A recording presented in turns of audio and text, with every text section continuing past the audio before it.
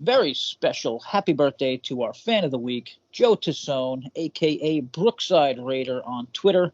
Great Impact fan in person. I'm Jay, back with the horror dude Gary, who is still working on earning back his much cooler nickname. And we are now available most everywhere you listen to podcasts. It'd be cool if you subscribed, followed, liked, all that stuff. Now, before we get to the show review, which featured an awesome big man match with our first two-time ever MVP, the ageless phenom PCO, we got some news to go over, like the Road Dogg heading to Impact, viewership is up, Bound for Glory updates. But I want to lead off with Madison Rayne heading to AEW right after Gary tells us about ratings. Take it, Gary. Okay, guys out there. The ratings for this week for the August 4th airing of Impact on Access came in at number 123 and placed in the top 150 with a .03 demo and finished with 115,000 views. That's the most in like 5 weeks in terms of placing on the top 150. Because on the 7th, we didn't place at all. So, I mean, if there's any momentum going on, it's that right now. Pretty incredible news. And I apologize about my dog that all of a sudden wants to get on the ratings talk. Yeah, sorry about that. I actually tried to do a sound there that didn't work. So that was a dog and a bad sound. But let's keep it rolling. So not only do we both have opinions on Madison, but we have a mailbag question, which, I mean, talk about great timing. Got mail. Yep, there it is. And here we go. This is from George M. in Anchorage. Hello, Jay, Gary, and good riddance to the always overrated, in one day and out the next, promotion hopping, money chasing Madison Rayne. Hopefully she takes Josh with her so Impact fans can finally be rid of his boringness. Ass Clown has won as many singles titles as Rosemary. Wow. I got to say, great callback to Rosemary. That's obviously a listener from last week. And what do you think, Gary? A little too much there, or?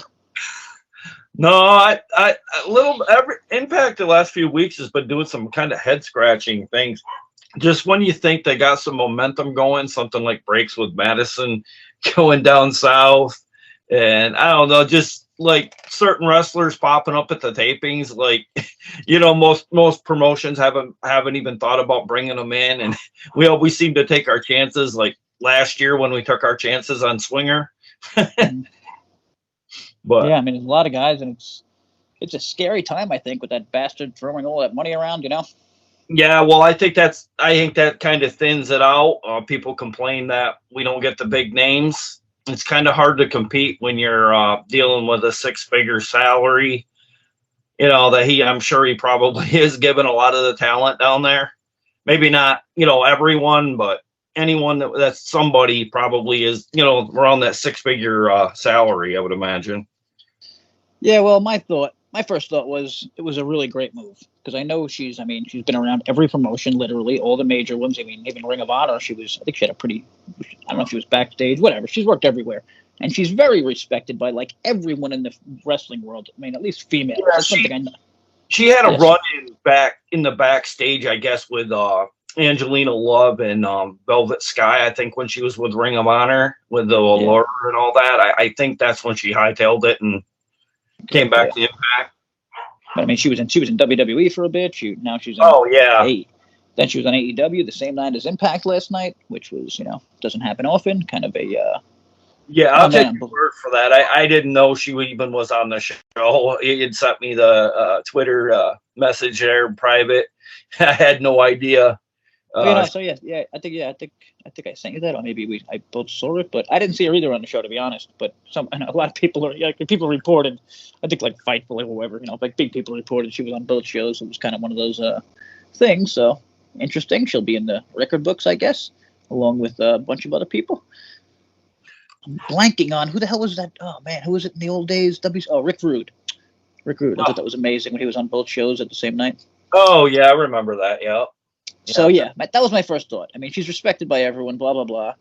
Then I saw she was going to debut. Tonight, we're recording on a Friday, which is Rampage, which is their B show. Now, Rampage, if you don't know, gets like, I believe, 300,000, 350 maybe Yeah, that was definitely one of their lowest. I went back and I looked. What was it, like 330 or something last week? Yeah, they're very inconsistent. When the show had first started, it was like 600,000-700,000, and like from there it fluctuated down like drastically. Yeah, and they've spent an insane amount of money in that time, and the numbers just go down.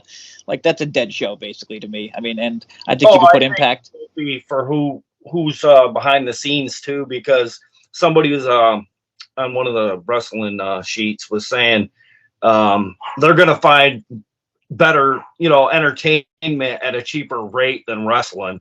So I could honestly see them ditch this show. Plus with all those changes that, we're not going to get into because we're not an AEW thing, but yeah, let's just say, look around. There's a lot of things about that they could be in trouble with what's going on with, who was it, Discovery? Oh, yeah, that merger or whatever. Yeah. What makes me mad is Impact used to be a part of that Discovery family. Yeah, Discovery. It all fell apart, Well, it seems like everyone hates wrestling, so sooner or later they probably would have gotten rid of Impact, but who knows? My quick point about that was I'm pretty sure Impact would do like the same numbers, if not better, in that time slot on a much better, bigger network. Like, what did you say? What, they got 115, and so what? They got like double basically the last Rampage. Well, that's what I mean. If we could get back to that Destination America type like deal, we were like 250, 300,000, and if you could combine what we get on Access with Destination America, you're looking at 500,000-600,000. Right? But again, everyone remember they own the network. Like, it's not really something to worry about, and like we have no idea about DVR numbers, which are huge, absolutely huge. I once was able to see an insane number. It was like the 30 plus DVR, and I found out that major networks go by like 100 plus DVR, which is the number is the days after people watch it on DVR. So 30 days, 100, and it goes up to 300 days. So like they follow this on everything. So we have no idea about these numbers, and you throw in Impact Plus and YouTube and whatever. But my point about Madison really quick was she didn't even debut on Rampage. She debuted on Dark Elevation, which was on last night, which is the D show, not even the C show. The C show is dark. So they put her on the goddamn D show. Yeah, so it's like they don't already know what to do with her. It's like, yeah, I hate to say it, but my good friend Garrett Kidney once said, you can only make one first impression. This is when he was talking about Impact on Access, and he bashed the review, which I thought was kind of crazy since he used to work there, but that's not on me. I didn't write it. And I just think it was like a bullshit move from Khan, now that I think about it, adding a respected female name, maybe to keep the network and some people happy, almost exactly the same as Awesome Kong years ago, who very recently said she felt unheard by the creative team she was a part of. So until I see some real changes with the women, I don't give a shit. How about that? Yeah, it sounds good to me. It's pretty much everything you said. It's pretty much how I... All right, what do you got on Impact and Bound for Glory before we get into Road Dogg fast? An Impact with Road Dogg stuff? Oh, yeah, well, whichever. Bound for Glory, Road Dogg. Oh, okay. Bound for Glory. It was established today that Bound for Glory is no longer going to be in Danbury, Connecticut, as reported. Apparently, the venue is not available at that particular time they want to book it. So they moved it to Albany, New York, which makes a lot more sense. It only moved about 2 hours from the original Danbury, Connecticut arena. So it's really not much of a travel, really. I mean, for a big sports fan. I guess it's been established, too, that it's probably going to be on October 7th. The last time we ran from Albany was in 2012.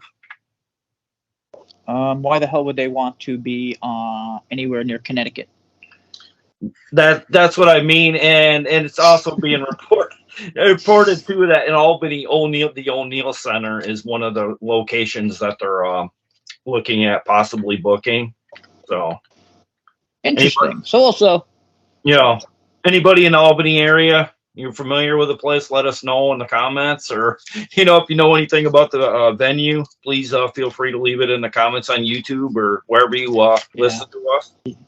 Yeah, Gary might just be guessing on that, like he does a lot of times with horror movies that he tells me are good and they're really not, but that's a whole nother podcast. So the last piece here is Road Dogg. The Road Dogg, the WWE, I believe, Hall of Famer, maybe multiple time or whatever, who was an agent, I believe, or whatever it was, backstage producer for WWE for a long time. I think, I don't know why, but I think he had like a part of WWE Creative because he would always get bashed about WWE Creative. That's the only reason I think, but I don't know. What do you think? You have any idea, any thoughts on him? I think too he's been known to do like talent search. I'm sure he's got a lot of connections. Being an Armstrong. Yeah. Talent relations kind of thing. Yeah, that kind of thing. Yeah. It's saying that he's likely going to be showing up at Emergence, so that's when we go to Cicero. Is it Cicero Stadium? Yeah, I mean, I liked it at first because, I mean, listen, as much as you don't have to, I mean, you can hate WWE, but I mean, they do kind of good business, like they make a lot of money, and as much as you don't like the creative shit and maybe backstage people, like they kind of know what they're doing when it comes to making money and like important things. And I hate to say like Impact needs that, but I think they do. You know what I mean? Like someone kind of like looking at things like, no, like that's stupid. Like that's a waste. Like you should do this. Like, I don't know. Maybe, I don't know if he's going to do anything. Maybe he'll just be around for a week. Rumors are that he really wants to go to AEW, but you mentioned that he kind of bashed them, and I'm pretty sure once you bash them, you are never getting a job there. So maybe he'll stick with Impact. A bit of a plug, if you will, for Emergence. Last time I knew the tickets were still available. There's something like less than 100 tickets unless they open more seats for the venue. So if you're in the Chicago area, it's still not too late to maybe get a sellout before we go live on Impact Plus. Yeah. Were any matches? Okay, so there was a new match added. Might as well get that before we get to this show. Speedball Mike Bailey will be facing Rocky Romero or Jack Evans. Is it Jack Evans? I'm pretty sure they said it was. Yeah, that's what somebody was saying. They couldn't believe that they went and took a chance on him again because of being injured last live event that we were supposed to have him. Did I miss Rocky Romero losing to Jack Evans? No, I don't. See, that's where I don't know where that came from. I don't know if that might have been. I mean, this might be a Wikipedia thing. I just pulled up the card. Yeah, I don't know. I didn't know where the Rocky Romero thing come from either because he wasn't on this week's show. I don't believe he earned a spot. I guess it's more that lending of New Japan talent. I kind of forget. I think he had a promo like last week, but I don't remember. Whatever. Let us know. It was very brief. I think he might have been standing tall, maybe with another. Let us know in the comments if you know. They also added Saban and Kushida versus Violent by Design, Diener and Doring. That should be a cool match. And that's it. Now we're going to get into the actual show. And okay, I think we did it. Well, I was hoping we did it under 10 minutes, but 12. Sorry, everyone. Now let's try and quickly get through the show. And I want to start with, once again, our man. I can't say enough about this goddamn guy, PCO. One of the most fun wrestlers and characters I've seen in a long time. Whoa. Gary, you kind of scared me there with that one. That's what I get is I'll get it giggity when I see a PCO match.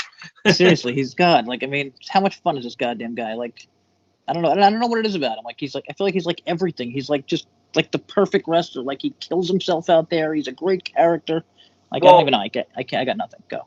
Well, a lot of people don't realize too, and he was in the Asylum days in TNA way back when. He had a much different look. I don't know. His name? I think he might have been still maybe PCO, or it might have been slightly different. Or Pierre, or whatever. Yeah, and I think it eventually became PCO, but he had a much different look. I don't think he was quite the daredevil that he is this late in life. When he's around the same age as Sting, he came up with that generation. So I mean, he does know how to take a fall. That's what I mean. Like, was the younger PCO crazy? No, right? Like, no, because I think when he was up north with WWE, it was more of a okay. Yeah, because I think they kind of frowned upon the flippy floppy kind of guy. Maybe not so much now, but back then it was really about character development and promos. Yeah, I mean, I hate to say like how old he is, but like, when was he in WWE? Like in the 80s? Yeah, I mean that was part of like way back before the Fabulous. Like, it's insane. It's insane how long he's been around, and like the fact that he's still like, I think he's one of the most interesting, fun wrestlers these days. Just it's incredible, and I love that he got the win here. I was totally shocked. Did you see that coming? Or? Is his real last name the same as Maurice's too? I was wondering if he has any relation Oh, I to don't know. Is Maurice. that real? I thought that was a fake name. No, I don't know. It kind of would make a lot of sense if it was his daughter. I'm not sure. I'm Oh, pretty no, I sure think. they might Oh, have no, the same we would know last that. name. We would I'm not definitely know sure. that. I don't know We if they would want people to know that. No, we would definitely know that. He would have been on one Yeah. of those Mrs. shows. I'm sure. I'm pretty sure I've seen her mom, and yeah, no. But that would be a much cooler story if it was. Yeah, I mean, it looks like something, like back in the day with Undertaker. Yeah, that would be very cool. Now, all right, let's jump back to the opening. The opening match, which I got to be honest, I was kind of surprised. Like I see Rosemary and Deanna, and I just think like this is going to be amazing. And it wasn't bad. It was just like a little, I don't know. They seemed like a little out of it or something. Um, Am I wrong? yeah, I don't think a lot of the stuff helped either with Jessica Havoc at ringside. Kind of felt like she was kind of like distracting Rosemary throughout. And then like when she wasn't paying attention to Rosemary wasn't paying attention to Jessica, she was going to Taya for advice, here and there. And I just kind of felt like it was kind of went by the numbers kind of thing in the match because I don't know, it just kind of felt kind of flat to me. Like I felt like both wrestlers deserved a little better of a build or whatever to have like such good talent in the ring. Like there really wasn't a lot of like storytelling going on in the ring other than with the storyline. Too much bullshit. Yeah, the outside shit. But Yeah. I mean, I guess that was kind of the story, and maybe Havoc is, crazy Havoc right now in that weird situation, messing up Rosemary and Taya is the story, I guess, and for that part it worked. Yeah, well, the way it finished was like you could tell that there's going to be more to this Havoc thing where she going to be. Would she say she wants to be at ringside or whatever either next week or is it at Emergence she wants to be? Yeah, I guess I thought that was Emergence, but I'm not positive. Yeah, that's what I mean. Like you could tell she's going to be a problem going for into the future of Decay on the women's side. She's going to be a problem. Okay, so that's that's a good point. I'm guessing that's how she loses the title.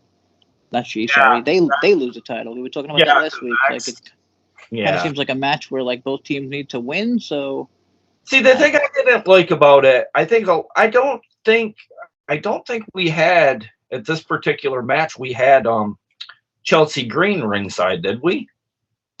I am not sure about that one.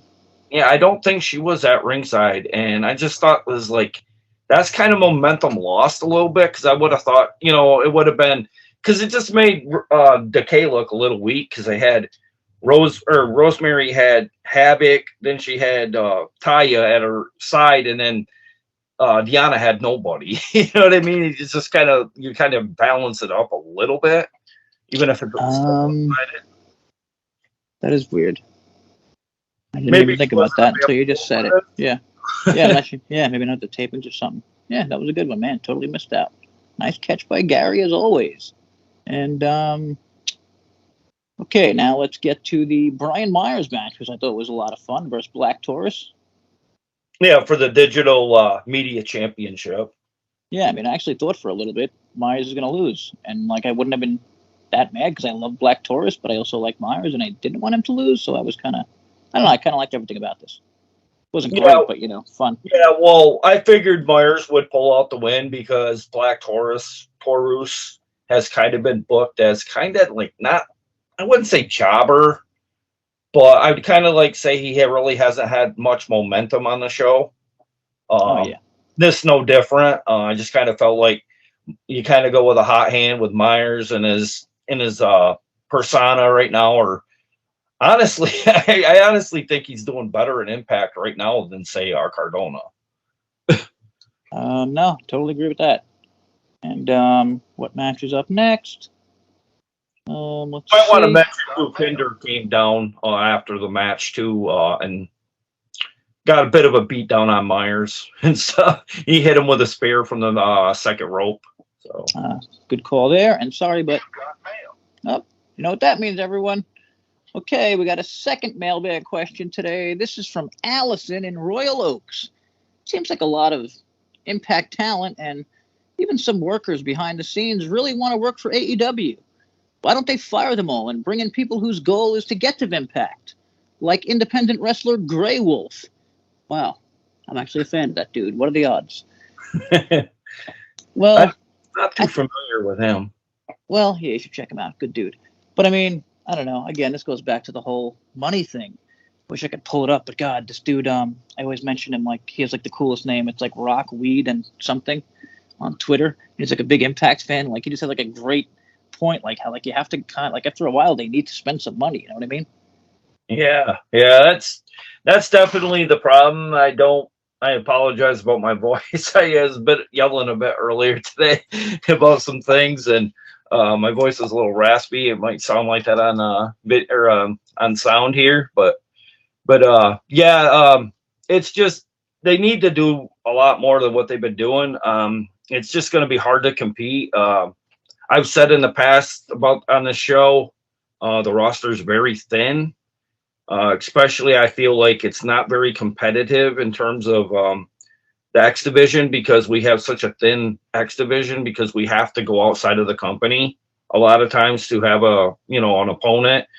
And then we really don't have those top 3 or 4 heavyweights that we can actually get behind. Like we don't have our Johnny Impact. We don't have Austin Aries. I was kind of we might land Rouge. Not a big name right now, really. Like kind of like even like an RVD type. Yeah, well, I mean, even it's kind of weird because I had heard his. I seen a trailer today for the movie Biker Boys. I don't know if you ever heard it, but I heard RVD's music on that. I just said when you mentioned that, it just made me realize how bad I really do miss RVD on TV. He makes a lot of the matches very fun. I would honestly take him back in a heartbeat. I mean, if you're listening, come back to Impact, bud. I mean, he's a big name. He always has been, and like I noticed that recently. Like they kind of haven't they like they always had like a kind of an older star kind of leaded things. Like they had Shamrock, RVD, I think at the same time for a little. I forget who was before that, but I mean they kind of always had somebody until recently, and I think that's like that sucks for ratings a little bit, but also whatever, they've been solid, and I don't really give a shit about ratings or any of that, like we talked about earlier. But I do want them to do well, in all the places people can see they're doing well. And so they had a quick thing at the Ric Flair's last match video. I thought that was cool. That they showed that. Also thought it was very cool that DDP basically got the biggest pop of the night. Oh hell yeah, that was awesome. That reminded me back in the Impact days when he had a rivalry with Raven, and he showed up at the Impact Zone, and I think they were trying to plug the movie Devil's Rejects at the time. And he came in through the crowd much the way Heath has at the last few tapings, and he hit a diamond cutter on Raven, and it's Don West and Mike Tenay were like, you never see it coming, and he's like, he'd get in the ring and he'd hit the diamond cutter. I just never really realized how much I missed that man. The diamond cutter was awesome. Sorry. No, that's fine. I was talking today about on Reddit, Squared Circle. Check it out. I'm sure the whole goddamn world knows about it. They got like a zillion people. But I was talking about how it was actually about the Road Dogg. So this is good. I asked the question is this good for Impact? Because I don't really know his. I know the wrestler, but I didn't say I know the wrestler. I said is this good for Impact? Because I don't know his backstage stuff. And someone responded oh, you didn't know, your ass better call somebody. And then he put sorry, I had to do it. But I mean, it made me. But I mean, if you say, "Oh, you didn't notice someone," every wrestling fan is gonna repeat the ending. You know what I mean? Yeah. I wish there was more things like that these days. And sorry, that was about to lead into something else I thought, but I wish there was more of that. And DDP, the diamond cutter. I mean, certain words, certain finishers, they're just so goddamn memorable. Like the diamond cutter. How badass was the diamond cutter? Oh yeah, well. That's the thing I love. I would have always loved to seen some kind of a match in their prime, DDP versus Randy Orton. I would have loved to have seen in their prime kind of thing, at a Mania or some shit. The Diamond Cutter versus the RKO. Yeah, they kind of made him a weirdo in WWE, a creep. I remember when he came in and he was like a stalker or something. But Yeah, he was whatever. stalking Undertaker and his wife. Yeah, that was so. I remember thinking that was so weird. But then I actually watched it back, kind of in the last few years, and it was less weird. If you like, I don't know. Yeah. If you're thinking of it as more of a DDP fan who's coming from WCW, but I don't know, it was still weird. So that's what I love about DDP. I don't mean to go on a tangent about DDP. I know, legend. He's a hell of a talent. He doesn't really think he's above anybody. He's showed up everywhere that I've, a lot of the wrestling shows that are out now. He shows. Yeah, I mean, he's one of those guys I'm shocked doesn't work like backstage, but I'm also thinking it's because he's probably like a really nice guy and doesn't want any part of that bullshit. But whatever. Enough about DDP. We love you. If anyone happens to be, just in case you're listening out there, which I highly doubt. And good job with your whole DDP yoga. Now on to Masha Slamovich, who destroyed Giselle Shaw in about 2 minutes, like usual.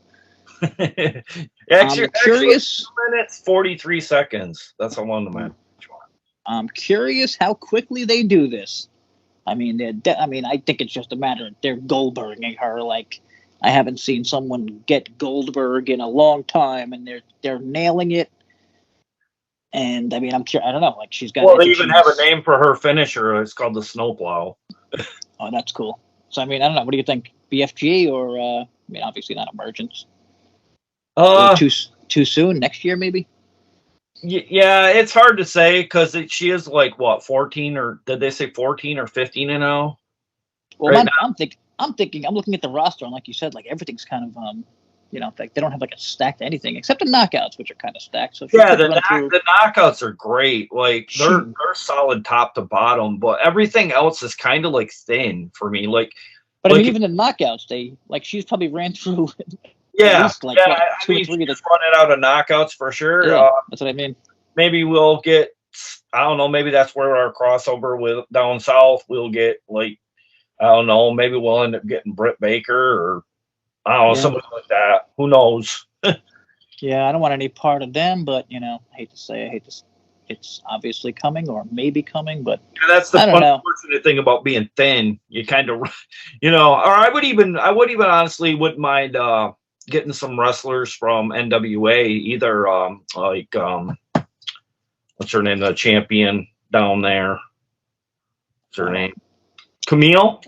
Yeah, she's really good. Camille, I think she loves being like the NWA champ, and I kind of respect her for that. So like, she doesn't really mess around. Like, she won't go somewhere to like. She doesn't go many places to lose, which I think is like really cool and whatever. But how about MLW? I mean, they kept talking about, heard a lot of rumors about that, and at this point, I'm for it because, like you said, Impact kind of needs some more names and. Oh yeah, well. MLW, I think it was a good move to go trying to team with them, especially going into Emergence, just because it is kind of a bit of an MLW town, because the last time they were there, they got over 2,000 fans. So big accolades for them, especially, kind of being a newer promotion. I mean, I know that people say they've been around a while, but I haven't really heard of them until like when they first started getting the beIN Sports TV deal. That's the first I started hearing anything about them. But if you look at their archive footage, they've had such guys like CM Punk show up. Let's see, they had wrestles in NWA. They had like everybody at that place. Yeah, they had. I can't remember his name. Used to be on in ROH. Not sure about that, but I was surprised they had Low Key there and a bunch of other people like that. I was like, what the hell year was this? So I don't know. I guess like you, it was kind of going on and I didn't really know. Well, now they have Davey Richards is now on MLW as well. Yeah, I wouldn't be surprised if there was a little MLW interference at Emergence maybe. How about some payback from Fatu for Josh? Yeah. Even though I think they were cool at the end, I'm not positive. Yeah, I could honestly see us two get into Motor City Machine Guns versus the Wolves in Impact. We're at the Ric Flair show. Yeah, totally. Sorry, and since you just mentioned them, we didn't mention the Motor City Machine Guns versus Violent by Design match. It was It's a Sorry, it really was short Diener. match. Oh. Yeah, oddly short. Well, it was about 5 minutes. 25 seconds it ran, it says. There you go. So, yeah, I mean, I don't like. I'm not sure. I'm kind of confused with the story, to be honest. Well, I feel like Violent by Design is just like losing, and I don't know. Like, what do you do with them? Yeah. I kind of feel like they're going to be adding a couple more pieces. I feel like that OVW thing that we've seen with Eric Young online about him bringing in a couple more talents. I would not be surprised if we maybe see a brief maybe addition to Violent by Design in some shape or form, say with, like some OVW talent for time. Well, how about this? EY is, I mean, he did stick with his team here tonight, right? Yeah, he did. Perhaps it's kind of all mind games, and since they're getting a title shot, oh no, they're not getting a title shot. They're getting to face up. Well, this is like the second time now he's pulled this kind of stuff. He did this against Heath and Rhino. He made it look going to help being neutral, and then his leg injury or whatever. Remember, and then he took off the cast. Yeah, EY plays a lot of mind games, so I could totally see him like just helping his team out win an emergence, or I could see him destroying his team in emergence. I mean, that's an interesting thing about Violent by Design. And here's what I love. Maybe my moment of the night, because I've just been waiting for this. But Josh, and there was a little thing at the end. Josh from Kushida ended up all brawling with Violent by Design, and Josh leaves and runs into Eddie effing Edwards, who says he wants the title. And I'm like, I gave like a fist pump, like, finally, fuck yeah, I've been waiting for that. Yeah, this would be a really good matchup, just because they're such good mat wrestlers. They got a lot of experience. I mean, I know Josh really doesn't have a lot on the big stage as much as like Eddie, but he's wrestled a lot of years in the indie scene, and he's faced a lot of New Japan talent. I mean, this is what you want to see in your main event scene here. Just all that experience, and and Josh still, he still is not like a cocky champion. He's willing to go out there and defend it every week if he's able. And I think that's a huge. Well, I'm hoping on no more wins and stays together, and because I think that would be a huge Bound for Glory match where it would be one of those situations where you can have someone from Impact kind of run down and become. Like, take the old shirt off NWO style and be Honor No More, and that's how Josh loses the title or something. Or, like, even someone from a different company, or, like, a new person can run in. Who knows? Like, I love shit like that, and I just love that. That Ric Flair show they had, was it the Players or whatever with Brian Meyer? Yeah. Who was the dude that was with them? Somebody was with them? Yeah, like, I don't know if he was a talent from down south. Oh, yeah, not sure. But that reminded me that they took out Fatu, right? Yeah. Yeah, I don't know who that was. I'm not familiar with that. The only problem with that is, what it is? These guys also work for NWA. So, like, I thought that was like an Impact angle, but I think that's more of an NWA angle. I don't know. I have no idea. I will say that's one thing I do like about the major promotions, like keeping their own wrestlers on shows, because it does get confusing if you watch multiple shows and the same talent are on those shows. Yeah, but whatever. Who the hell? Whatever. I mean, if we haven't made it clear enough, we think Impact is clearly the best goddamn wrestling show on television, and it's not even close. I think you agree with that. Although I felt the pacing of this show this week was a little weak. Sorry, I meant overall. A lot of the matches per se weren't really Impact quality in my eyes. Yeah, I meant just overall, like compared to other promotions. Oh yeah, definitely, yeah. But I do agree, this was definitely one of their lesser shows, which I always say, like, they're so goddamn consistent. But I think this is good because it lets you point out, like, oh yeah, this show wasn't that great, so then next week could be great. You know what I mean? Or like Emergence could be great. Like, I really think you need like some like not so good shows to point out which ones are great. Well, is that stupid? Well, with me, I kind of have this meter when I'm watching Impact. It's kind of like built in my inner mind. When I'm watching it, that first hour flies by. It generally makes for a great show. Yeah. And I kind of felt like the first few matches of the night were kind of passably missable a little bit. Yeah, I mean, I thought the knockouts kind of like, I don't want to say put a bad taste for the show, but like I don't know, maybe my own expectations. And I don't think it probably helped either. From what I've been told, a lot of people, if you watch BTI before Impact, the Savannah Evans and Alicia Edwards match was not all that great. It even have run a little longer than it should have. But let me just say for my friend Robles, how effing dare you? Also, kind of throw this in there, but Alicia Edwards, I mean, I totally agree with him about this, that Alicia like has to join Honor No More. I guess the only problem is like everyone in Honor No More was from Ring of Honor, right? So maybe not. That's the thing. You got to do something with her. You can't just have her for Wrestle House. I honestly think she's not a half bad wrestler. I don't think they really creatively have anything that can really kind of cater to her character, really. Well, guess what? When in doubt, turn someone heel, and they always get more interest. Yeah, I'd be game for that. I mean, I could honestly see her helping out. I mean, you know what I mean? Like sticking with Eddie. I'm picturing like a. It's a no-brainer. I mean, they've kind of like put her in limbo in the past. Like, she kind of like helps him, but he kind of like pushes her away. Like, I don't want you. I'm kind of picturing her acting like oh god, who was Eddie feuding with? His old Davey. Who was Davey's Angelina? How like they were like making out during matches and shit.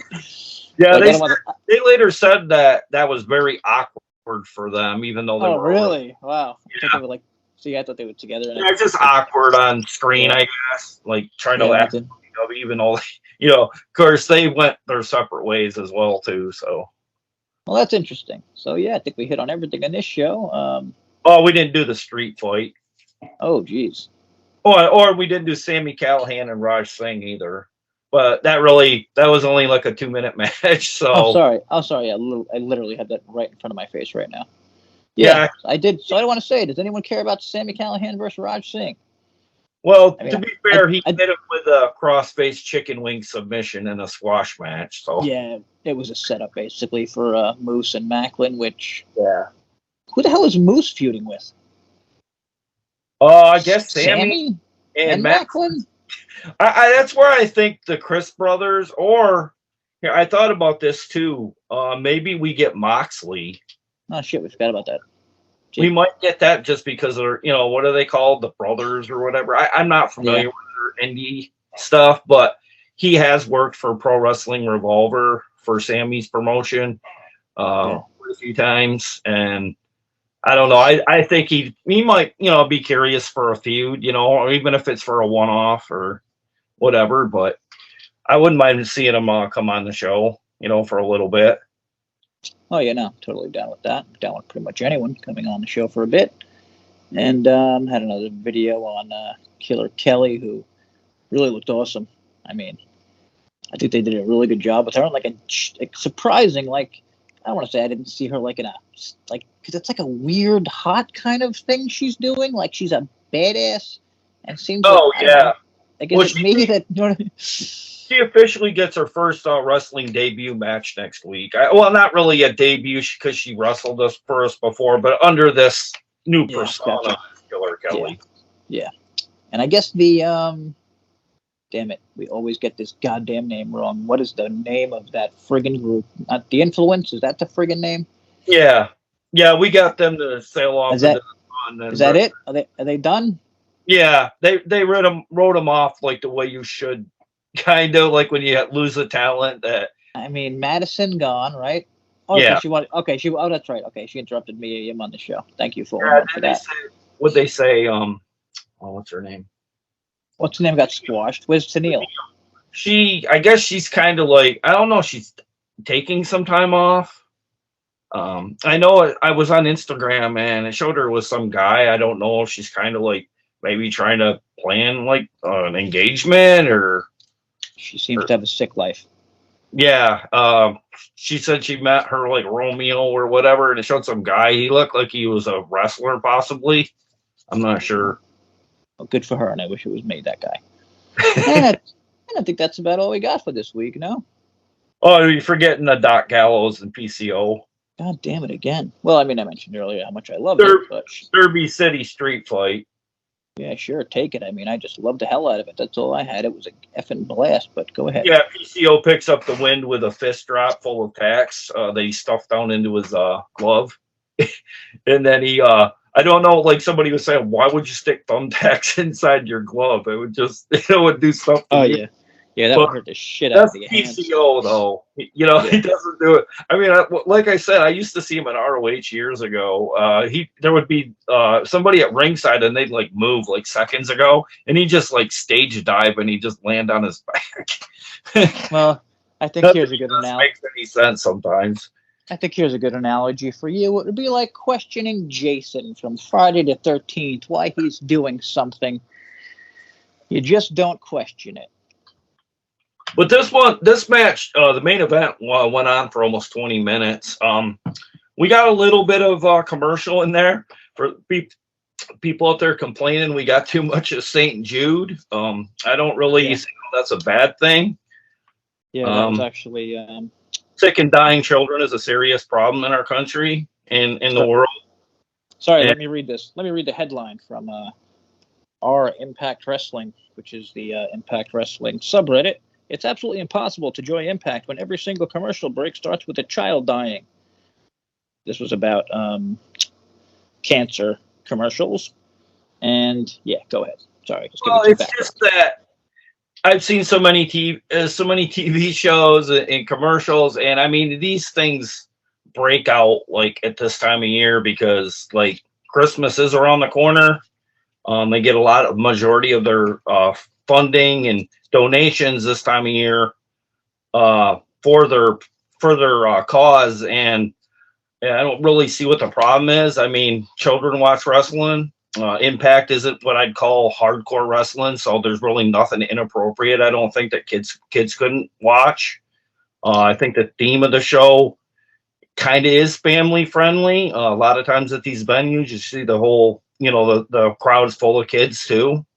Yeah, I'll be honest, and sometimes I'm too honest, but like I understand the whole sad part. Like if you just want to watch Impact, having a blast, like you don't want to see sad commercials. But like you said, I mean, who the hell's going to go against kids with cancer? That's kind of heartless. So, well, I mean, it really isn't any different than the breast cancer stuff too. That up north does that all the time. They do that Coleman causes like every year, and I mean, no one says anything about that. Not that they should, but well, if you want to go back to the Ring of Honor like ass commercials, Ring of Honor ass cream, Ring of Honor depends, Ring of Honor. How's your vagina doing this week?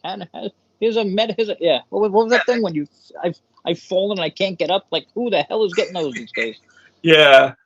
So it could be worse. They would come on every 10 minutes. And I mean, it would like one match would be over and it would come on with those ads. And it's just like, I just don't understand what the problem is. I mean, I have more of a problem with the blue pill commercial they show on there as opposed to, I'll be honest. Stuff. I just don't watch commercials. I don't know like who really sits there staring at the commercials. I don't know. I kind of look at my my computer or something, but whatever. Yeah, that's about it for us. Sorry, we got a little long here, but yeah, I'm sorry. I rambled about the blue pill and the St. Jude cause. Yeah, sorry. We will not be back next week. Well, we will be back next week, but not on Friday because next Friday is Emergent. So we'll be back Saturday or Sunday. I'm guessing maybe Monday. Yeah, it's coming from Chicago, Cicero Stadium.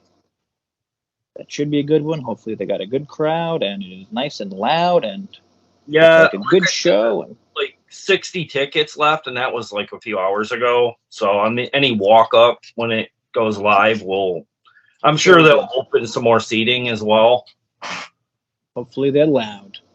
And that is it, everyone. We wish you the best, and we will see you next time. Remember, as always, keep it positive, especially when it comes to Impact.